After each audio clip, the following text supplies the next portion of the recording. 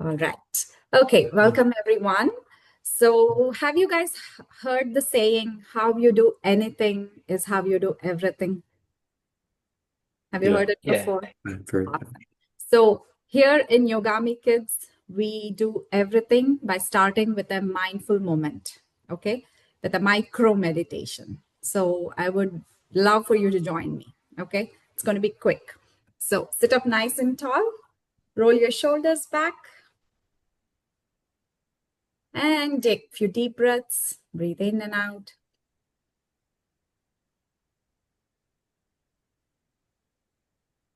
Good.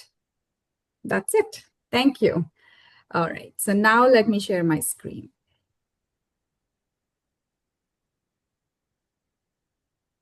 Okay. So welcome to Yogami Kids. Okay. We are wellness and well-being for children and youth. My name is Anjana, and I'm the owner, founder, and teacher here. So since 2019, we've been bringing yoga, mindfulness, and socio-emotional learning programs to children ages 3 to 16 at various preschools, schools, summer and vacation camps, and after-school activities. So as we grow, we are aiming to bring yoga and literacy programs, wellness labs, mental fitness labs, public speaking, and leadership coaching for youth, and so many more interesting offerings. Today, we are excited to introduce Teens Talk, a virtual space to empower youth voices. Here, teens can share their passion, innovative ideas, and projects, and opinions on topics that matter to them. Whether they are building something new or exploring a unique interest, Teens Talk is the space to connect with a larger community. Today marks our very first episode, and I'm thrilled to welcome you all. Okay, let's dive in and celebrate the youth voices. And if you want to learn more about, what Yogami Kids is all about, we are mostly on Instagram. You can follow me there. And if you want to sign up individually or maybe another time for Teens Talk, you can come back here again and you can scan this QR code so that you can join the WhatsApp community. All right. Okay, let me stop sharing. And now let's begin. So let's go around with a round of introduction. Just tell me your names and your grades. Start from Ayan. My name is Ayad, and I'm in the 10th grade. Okay. Adi. I'm Adi. I'm also in 10th grade. And Um, I'm David. I'm also in 10th grade. okay. So are you guys friends or Yeah. just Yeah. Mhm. Yeah. nice? We all So go you to the same school. Yep. go to the same school. Excellent. Okay, so now Ayan, when I asked you to come up with a topic to talk about on the Teens Talk, you picked technology disparity. Yeah. Okay, so just tell me about why and what interests you about this topic. So it's kind of like the basis of our entire organization, the Digital Literacy Project. It's basically like everything that we do, and I think with the questions you gave us, we'll dive more into depth on that. Excellent. So when I think about technology disparity, I think about different like socioeconomic status and stuff like Yeah. that. Is it going to be more about that? Uh, or is it more about just accessibility and in your schools? Is it more broader? There's like kind of So, different vari. Yeah, Go Adi, ahead. go ahead. yeah. So it is very largely connected to socioeconomic aspects.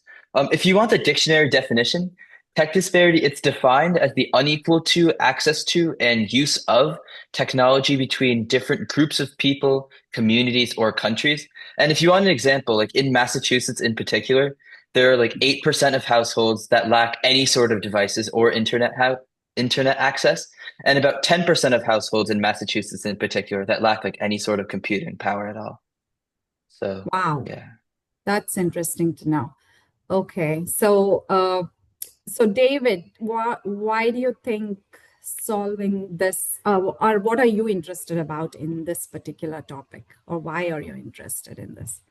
I think like tech technology disparity matters a lot because it's basically technology shapes everything that we do today. If someone don't have reliable access to something like devices, internet, or like the skills to use them, like they're automatically shut out of things that most people take granted. Like you go onto a Common App, for example, to submit your college application. Simple things like these are not going to be accessible to them, which means the gaps then grow over time and turns into a bad cycle where people who start without access to the internet had to stay behind because they're less capable, but because the system isn't built for them.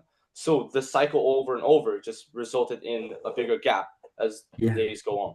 Yep. Tech isn't like it isn't just gadgets and like phones and things anymore. It determines who gets educated and hired, who stays healthy, and the people who kind of have a voice.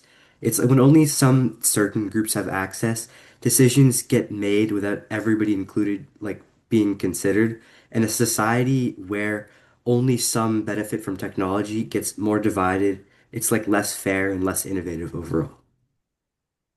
Wow. Okay, so we'll dive deep more into it. But Ayan, you mentioned you're part of the organization Yeah. called DLP, Digital Literacy Project. Do you want to talk a little bit more about it? Yeah, so we are a Senate and governor recognized nonprofit, and we're student run in Massachusetts. And like our mission is kind of that everybody deserves access to technology and digital skills, and they're essential for everyone to thrive in today's world. Our Mm-hmm. mission is to provide underdeserved communities as well as seniors with tools and knowledge they need to bridge the digital divide, which is kind of technology disparity. Right, exactly. That's true. That's true. So, you said you are so want to work with underserved communities Yeah. with your organization, right? Yep. So, have you had? Why don't either David or Wong talk?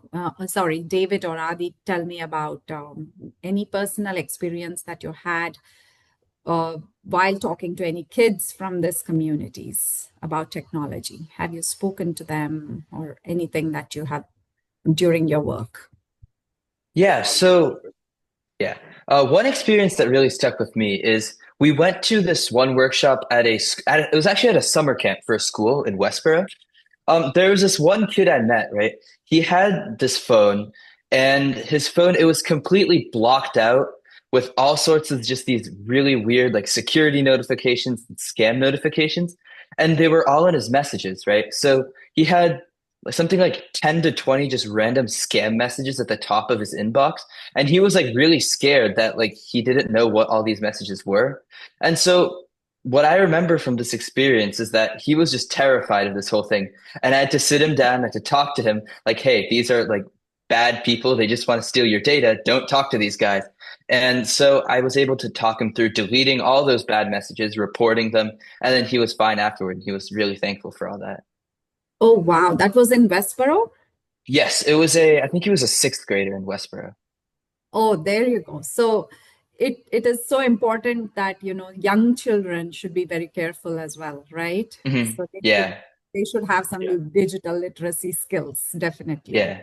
I'll share Yeah, my David. experience. Yeah. Yeah, so this was at the same place, right? But I also met a 12-year-old, but he had another issue. He uses an iPhone, right? So then he was keep asking me why can't he like upload his photos to iCloud? And then he was kind of confused because there was just all the notifications coming from Apple saying you have not enough iCloud space and things like that. So he was really confused, and he was asking me how can he solve this issue. So I took my time with him about 2 hours, and I went through his entire photo and the iCloud to clear the storage space a little bit because he was sort of confused about like a cloud storage and a local storage. I have to explain the differences to him. These different things that is sort of telling me that there's a lot of things I have to teach to the newer generation that like they Absolutely. might not Absolutely. know. Yeah. Yes. I think one of the thing is being safe on the digital in the digital world, especially on internet, right? For young children, because everybody has a phone and they don't know what buttons they're pressing or what links they're pressing, and they might definitely get in trouble. Okay, so with digital literacy project, what is the kind of work you do? So you three are a team, right? We are. You Yeah. three go into these schools and camps, and then what do you do? Yeah, you can say. So basically, we usually go to senior centers, and Okay. what we do is we run through like an introduction at the start, and then we do a short presentation. And usually the first one, it's more general, and it's like kind of personal. Like there was one place, it was Care One at Sharon. It was for people with Alzheimer's. And Okay. with Alzheimer's, it's like you have trouble remembering things. Mm-hmm. So we can't go really in depth because it won't like really help as much. And like for that one, we did a really intro level course and we had handouts so they wouldn't forget anything. Mm-hmm. Then like once we're done running through that slideshow, that presentation, we would have a Q&A. And that would be like the longest thing where people would just like ask questions about what they need help with. Like there were people who had to transfer one storage to another storage, like Hexie said. There were there are people whose their phones were frozen and we had to fix that. And then there's people who just had general questions like, is it safe to keep my passwords in a notebook here and things like that. And that took up the bulk of the time. Mm-hmm. And we also had some individual like one-on-one sessions afterwards. We put our Instagram, we put our WhatsApp up there, and we say, please contact us, send us some emails if you need any help.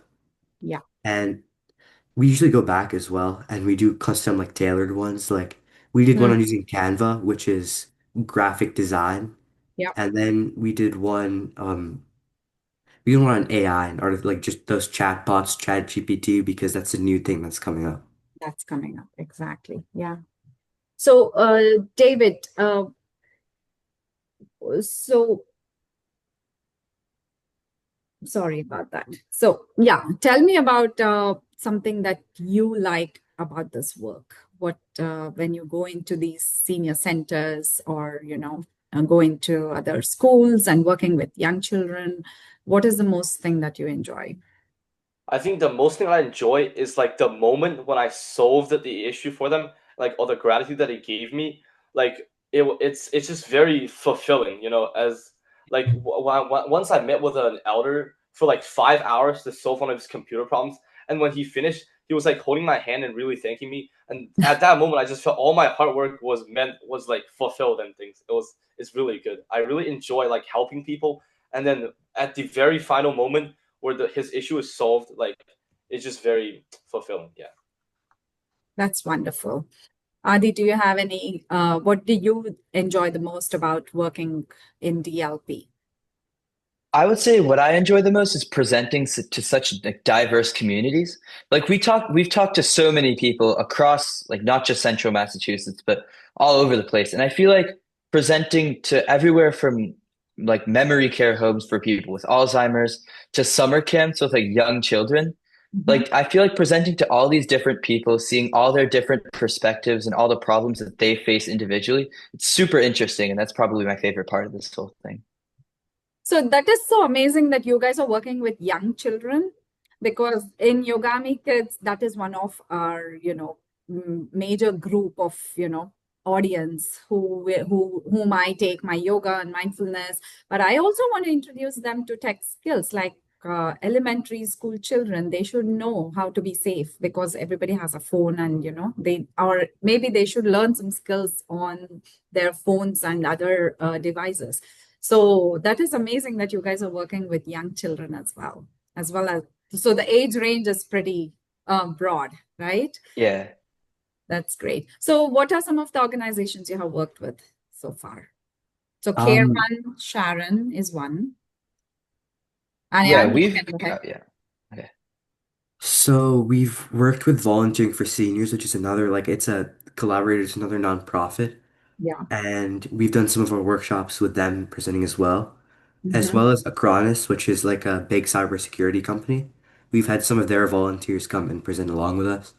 And like the places that we've actually presented at, it's the full list is the India Society of Worcester, Auburn Senior Center, Care One Senior Center, the Indian Seniors of Lexington, Golden Pond Senior Center, Shrewsbury Senior Center, Hmm. Auburn Middle School, the Hmm. Volunteering for Seniors Wellness Fair, Brook Meadow, Evergreen and Evergreen Adult Care.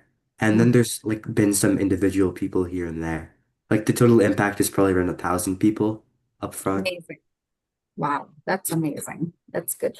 So, so I'm hearing two things, right? So there is this digital literacy that you guys are trying to educate people about how to use technology and what are the common things, especially in the fastest growing tech is growing very fast, right? And especially a lot of us, even me, I cannot catch up with it.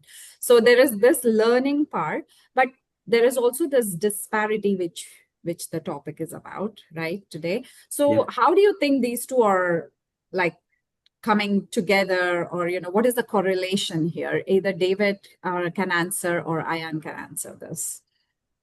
All right, David, I'll go ahead. answer this one. Yeah. Yeah. So basically, what I think is that the the faster it grows, the more difficult for people with tech disparity to catch on to them. So that's why the digital literacy project exists, is to make technology feel more accessible, understandable, and usable for everyone. So that's why we run like these workshops, and we put a heavy emphasis on like Q&A, because for everyone their tech disparity might be a different area, like phones or laptops or cloud storage or different things like that. Targeting our targeting our workshops towards specific groups can greatly help reduce tech disparity, because they have different needs and we just satisfy what they need instead of having a broad general idea. All right. Ayan, do you have anything to add? Oh no, he basically covered it. Okay. So what do you think? How can we solve the accessibility issues, especially when people don't even have access to devices or technology, but they still have to, catch up with the current generation and the current world? How do you think we can solve that problem? I think it's really up to like the big corporations in schools because it's like every 2 years they throw away like 1,000 laptops and like 1,000 iPads that they like work perfectly fine. They're just a little old. And like even the ones that don't work that well, they still work. So Hmm. it's like if they made an effort to donate them to organizations like us or other organizations that recycle them, then it Hmm. would be way easier. Like in like 15 years, the entire state of Massachusetts, we could get like so many people, like the majority of the people who don't have devices, we could get them devices. Oh, that's amazing. So you guys also do collections like that, like take old Very recently, we like unused recently started doing it. recently started doing that. That's wonderful. Okay, so now I just have a few. So Yogami Kids is about wellness and well-being. Okay, so how much do you think technology plays a part in? I don't know if you can answer this, or maybe just come up with, try to answer this if you can, as much as you can. Adi, you can go ahead. How much do you think technology plays a part in the mental well-being of our youth? Do you think I it's think it put important? Because there's a lot of conversations, people say, oh my God, kids are always on their phones and they're losing attention and, they don't concentrate and focus. But then there is also no choice for them because they have to be on their devices. So how do you think technology can balance this out? I honestly think technology plays a ginormous role in mental well-being, especially nowadays, where social media has become so prevalent, not just with adults, but increasingly in younger children as well. I think social media can be both positive and negative if you're talking about mental well-being, because I think it's undeniable that there's so much peer pressure, just overall like societal pressures to do certain things nowadays. I feel like that could be one negative, but there's also a very, very positive, bright side of social media. Like there are accounts all over the place that are focused on like videos about meditations, for example, like the one we did at the beginning of the session, right? Mhm. Like meditating, just like taking rest, like balancing all the crazy stuff going on in your life. There's Mhm. just so much online. Like there are YouTube videos about this stuff all over the place as well, right? Like obviously technology can be utilized to help yourself, but you obviously have to be aware of some of the more negative things as well. And I think if you can find it in yourself to focus more on the positive and avert yourself from some of those more negative pressures, I think technology and social media, it's incredibly positive. So Yeah. you see more positive side of it than the negative sides of technology. What about David? What do Yes. you think? I think despite like all this fuss about social media and like emphasizing that it's destroying the next generation, but I think technology brings far more benefit to us than destruction. Because we use technology every day. It's an inseparable part of our lives. And then without technology, you lack the sort of connection with your friends. You lack the connection with the outside world. Like that's what you're talking about, mental wellness, right? If you can't Yes. connect with your friends, then sort of you get isolated, you feel despair and things like that. Yeah. What about Diane? What is your opinion I on? agree. I think that the good just outweighs the bad by like a landslide. It's like there's people like let's say you don't have many friends at school, then like online you can talk to so many people. There's like a ton of people out there for everybody that you could talk to online. Mhm. There's like a little risk of cyberbullying and scams, but it's like if you're careful enough, you can avoid all the bad on social media and just reap the benefits of it. Yes. So that's good. So that's the thing, right? So being safe is important because for us, from our point of view as parents, we always worry about safety, like online safety. So probably team like yours can help the younger ones and people who are not very, aware of the scams or anything like that to be more safe so that, they can have a better use of technology, like being safe online and stuff like that, right? That's wonderful. So there was an article where senior citizens get or very prone to getting scammed on online and stuff like that, right? Have you heard that before? Yeah. Mhm. Yeah. Yes. Yeah. So how are you? Do you guys have any plans to address that topic? Have you done any work around that? David, do you want to answer? Yeah, that is one of the primary focuses of our workshops at these senior centers. We dedicate about half of our workshop to like general use of technology, and the other half purely focusing on scams, like various things like text messaging scams, phishing, and all that.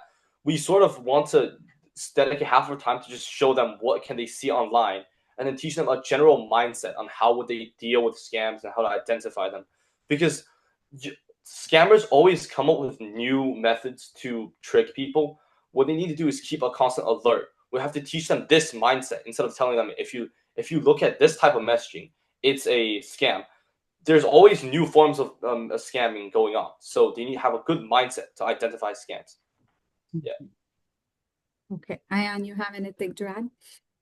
So I think that one thing that we do specifically is we show the latest scams that happen because it's like these kind of scam text messages they happen on random. Like there's this recent one like that Massachusetts DMV wants $1,000 from you or you go to jail or Yes. something Yeah. like that. Even I got And that thing. yeah, That, or and the like toll one, the toll that you have not paid a toll. So you click this link and pay the toll that, yeah, I agree. Yeah. and it like looks legit as well. Like I was like one of the people who clicked the links. I was like, wait, it's a mass.gov link, but it was mass.gov dash slash something like that. It was like just so slightly fake. So we showed things like that and we explained them in greater depth. And like so Hmm. the latest scams so they don't fall for them. Hmm. Yeah.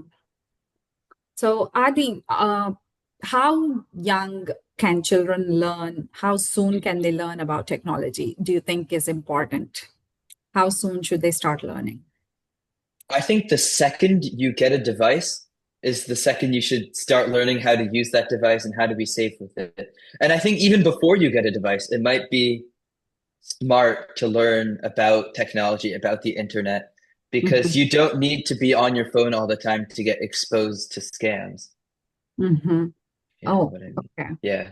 So for us parents with young children, like, right, we are worried how much to give them, how much access to give them, how much to Mhm. withhold. So this is a constant dilemma. Even on YouTube, we don't know what is happening. So, what do what are some tips you might have for parents with young children that to I so think that that they can be safe?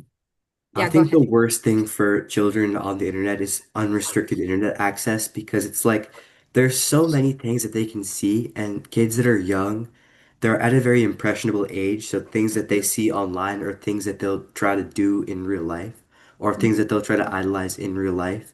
And there's things on the internet that aren't for children that young. Like let's say there's like some really violent movies or something like that. Yeah. Showing that to like a little kid, it is just isn't good for them. So like the internet itself, it isn't inherently bad, but like having it unrestricted where any kid can go look at anything that they want online is just it's not good for them at all. So restrict your children's like or at least like know what they're doing online. So you agree that parents should keep an eye, especially Yeah. what about teens? Do you think teens should have restrictions? I mean it really depends on the person though. You Because think so? once you get like older and like more mature, it depends on the person, their maturity, and just, like overall how much the parent trusts them. I think a large part of it is knowing that there are bad stuff and choosing not to go to that bad stuff, which is Mhm. overall just a maturity thing. Like, I think any mature person would know that if you see a bad link or a bad site pop up, you simply don't go there. And I think if you are mature, then there shouldn't need to be that sort of restriction, or at least that strict of a restriction, because you know what's good and what's not. Mhm. But then again, at a more younger, impressionable age, that's not really as clear, which is why restrictions should probably exist. Yeah. For teens as well. Yeah. Okay. David? Your mic isn't working.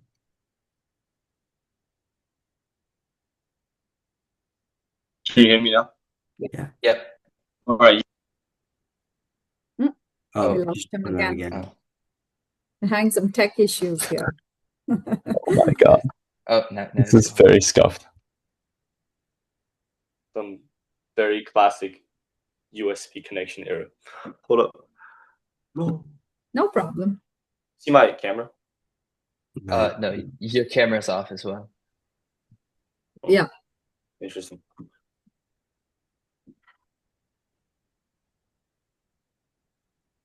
All right. Yeah, now this works. Yeah, I agree with what Ian and Adi said. Basically, you should have restrictions when they're like before 12, I believe. And after 12, sort of loosen the restriction a little bit until if you think that they can't handle it, obviously you will need restrictions. So sort of like a trial and error thing. If loosen it, if they can't handle it, tighten it, and then just wait, just keep trial and error, I guess. Yeah. Okay. Okay. So you basically, I think it's up to the parents and the children how well they know their child and, if the child is able to handle I'd or say 12 and under, then there should be restrictions regardless. And then above that age, it just really depends on the maturity of the kid. maturity of the kid. Yeah. Okay. Excellent. Awesome. So just tell me how you guys are so much interested in technology. Was it always like this um, uh, or what specifically are you guys trying to learn for the future? What is your future interests? Go ahead, David. Um, like for me, it's kind of interesting because my first electronic device wasn't a phone; it was a laptop. So I started fussing with like Windows and different things at a very early age. So it got me very interested in like computers instead of phones. I got my phone when I was 15.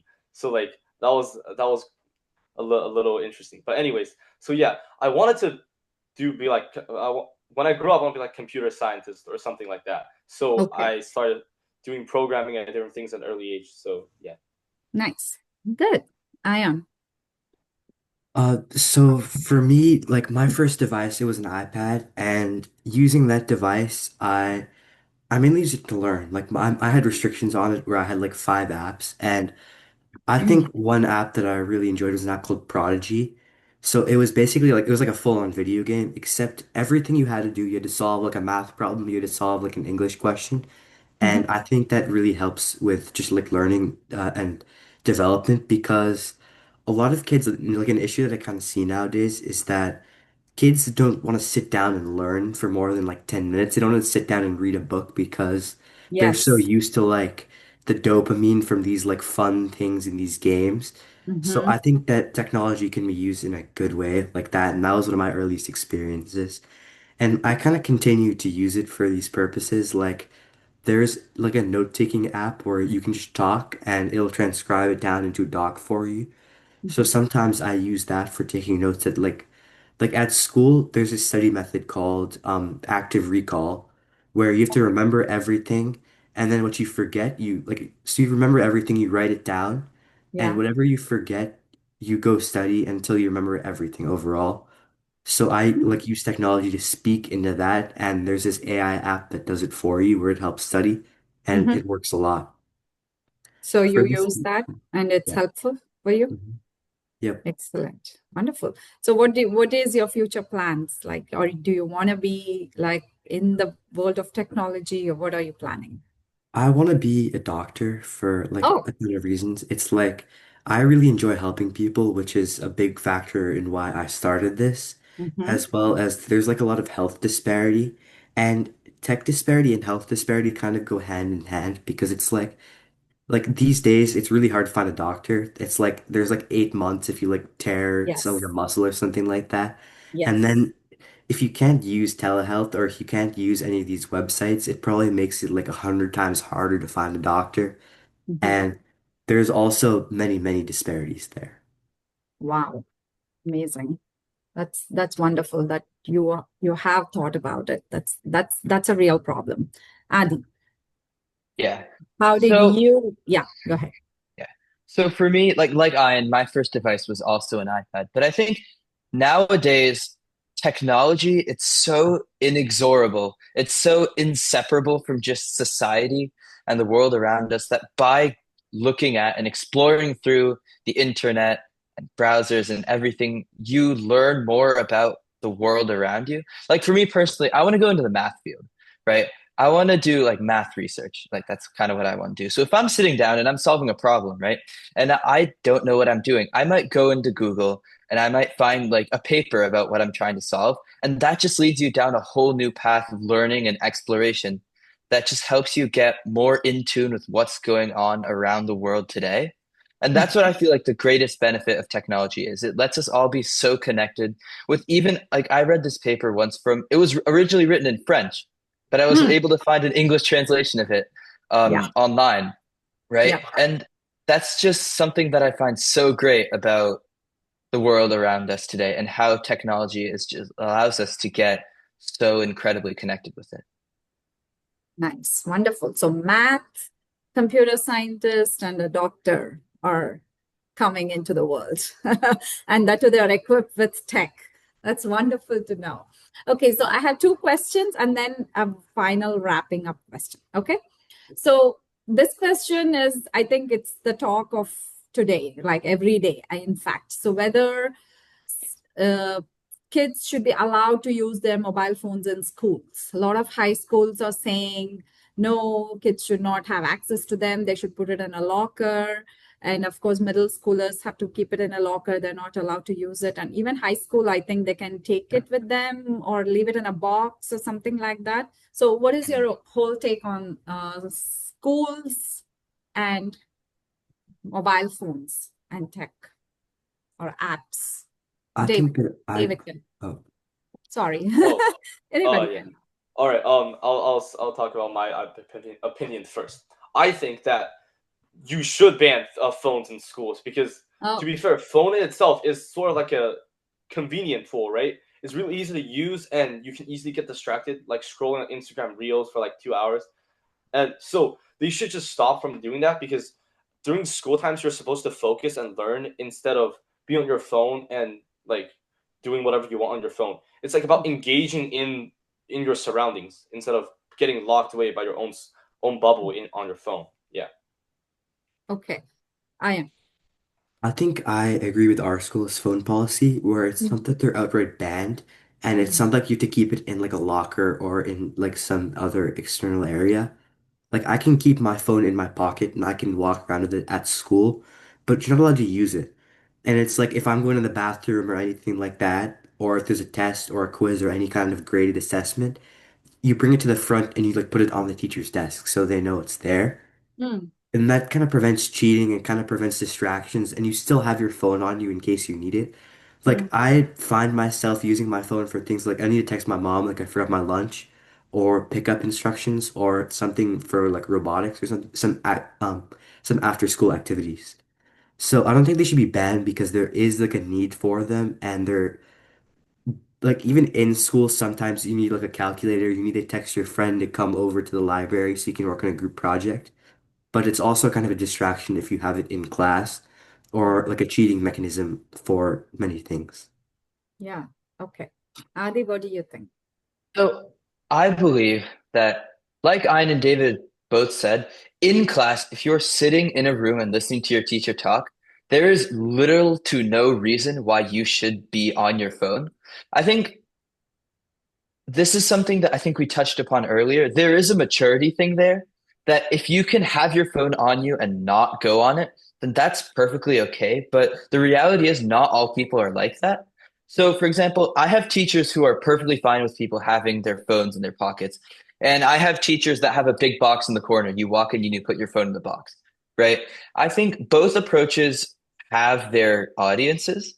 And I think that if you are mature, there should not be a reason where you should need to put your phone in a box because there are emergencies that could warrant it. But I think this is something we've touched upon for this whole thing that you just, if you are mature about it and you know what you're supposed to be doing when, it shouldn't really be a rule that needs to be there. But unfortunately, since that isn't the case, it is a rule that exists. And I think rightfully so. Yes. Yeah.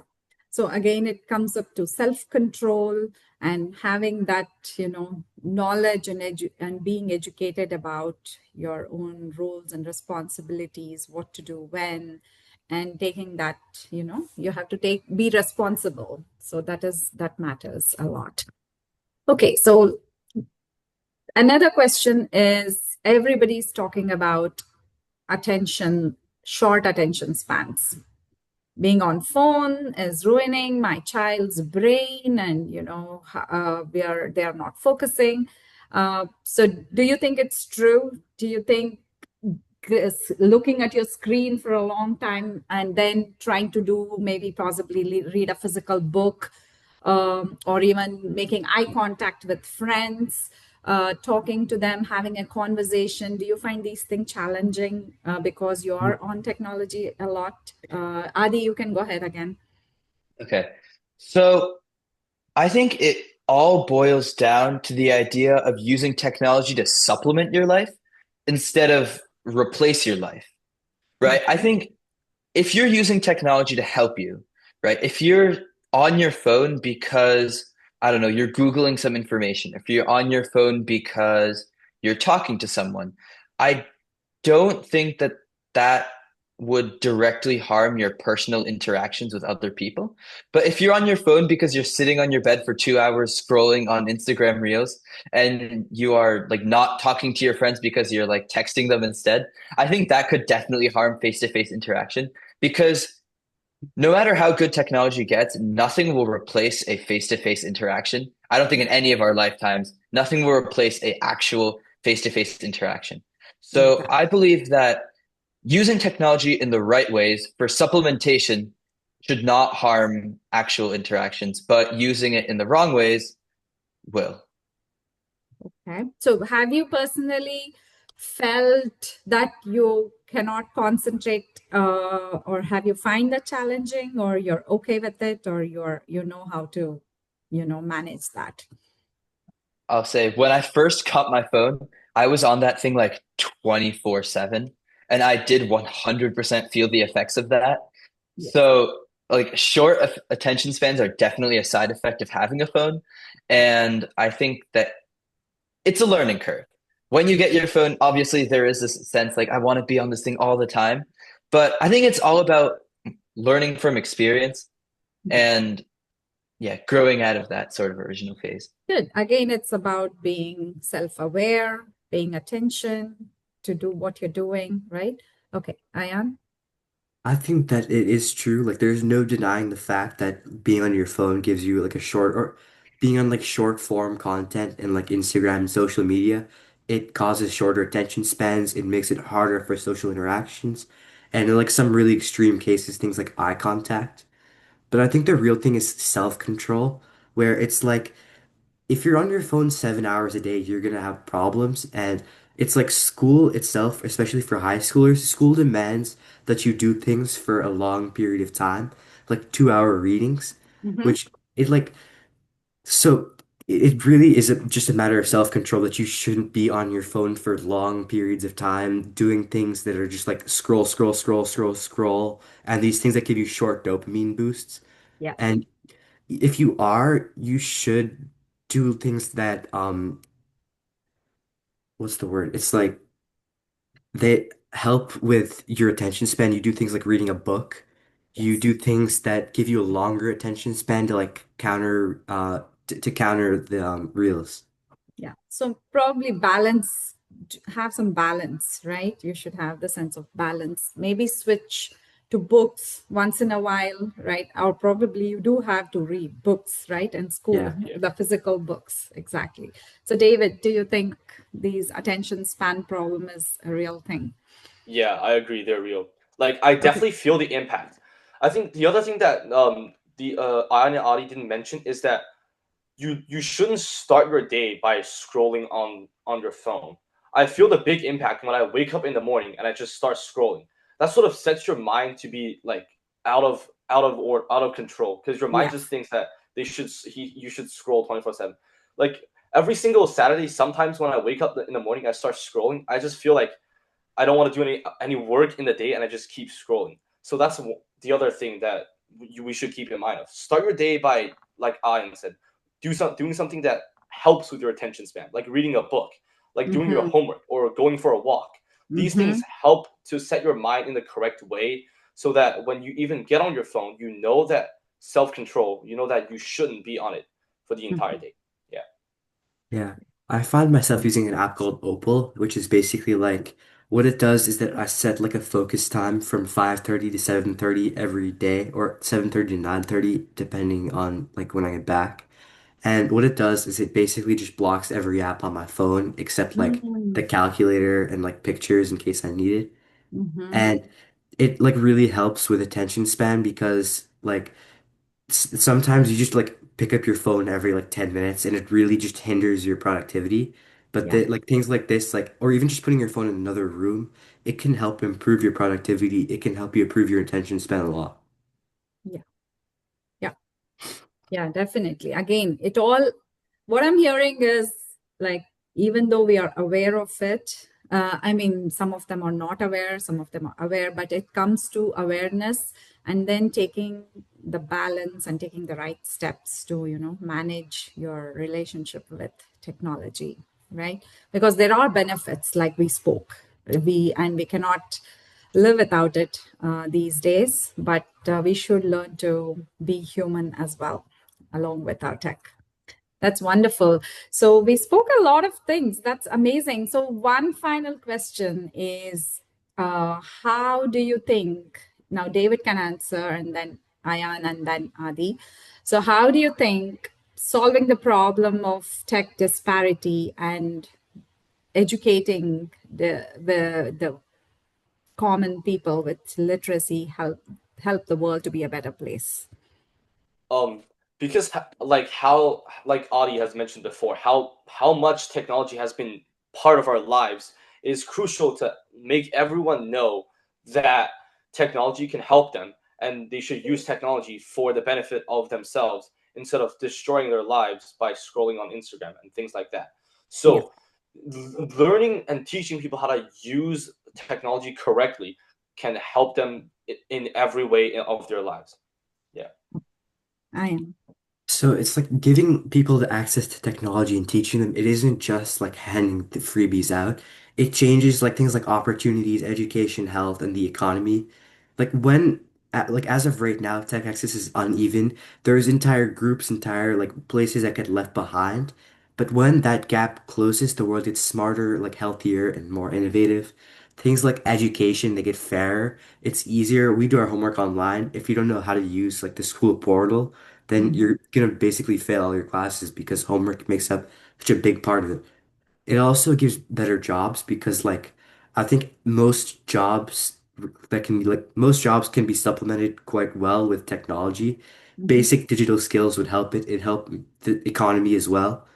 Healthcare, I talked about telehealth quite a bit. It would help with that. Mhm. And a lot of more innovation. If people see things like being innovated online or if they see new ideas, it's much easier to innovate and it just make the world a much better place. Wonderful. Adi?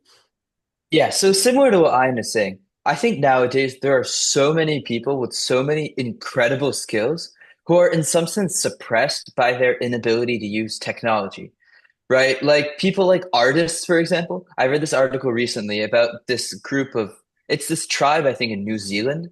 They have incredible, like they're all incredible artists, but they don't have a single shred of technology over there.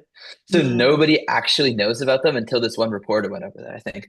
But yeah, it's things like that. Just the inability to use technology suppresses so many people from like their full potential nowadays.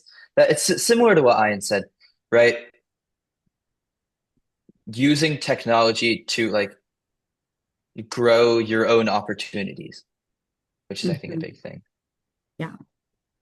All right. That is wonderful. You guys are smart, tech smart, and I think you guys are doing amazing work with DLP, Digital Literacy Project, right? You are on Instagram, I think. I follow Yeah, your we are. account. Mhm. So Oh, nice. that's great. Good. I know because of volunteering for seniors, and that's how I know I am. So wonderful. Let me stop the recording. And